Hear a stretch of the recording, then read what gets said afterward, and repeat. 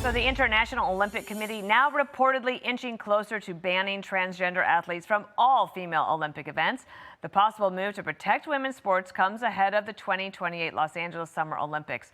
Paula Scanlon is a former NCAA swimmer and American Principles Project Senior Fellow. So good to have you.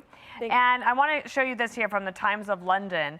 They said that the IOC's medical director put forward a presentation that said that scientific evidence showed there were physical advantages to being born male that remained with athletes, including those who had taken treatment to reduce testosterone levels. Now, I believe that I learned this in 5th grade biology. But if it takes the IOC's medical director to do a presentation to protect women's sports at the Olympics, I can be for it. What about you?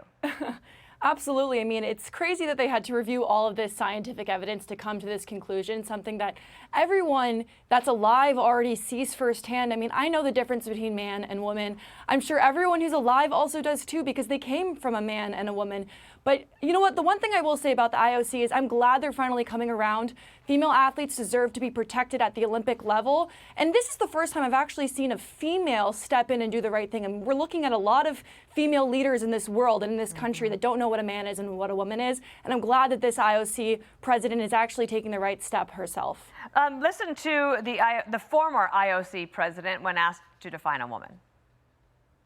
I can only invite them to come up with a scientific based, a new definition of who is a woman and how can somebody being born, raised, competed and having a passport as a woman cannot be considered a woman.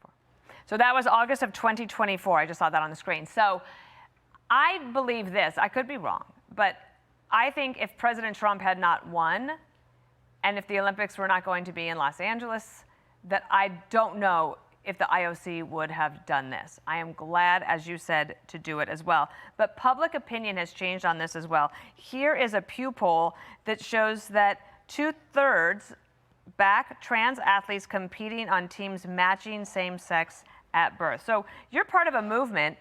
Do you think you've had a hand in getting to this step?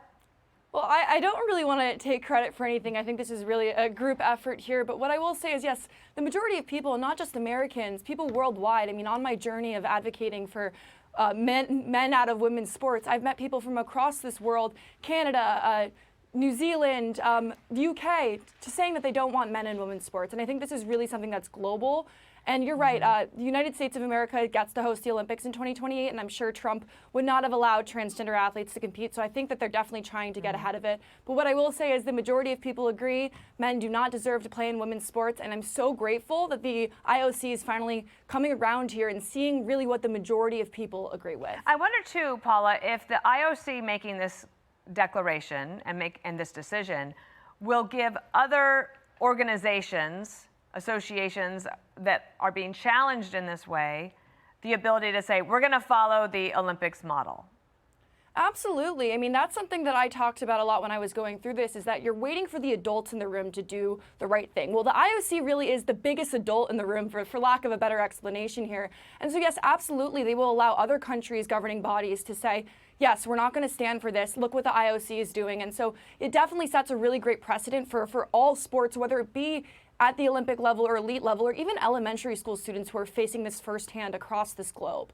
And so I'm really grateful for this decision. I hope that it's as strong as it can be. I know that there might be some nuances that we're going to have to look at, maybe a little bit more discussion to be made there. But this is a really great first step, and this was wonderful news when I saw it yesterday.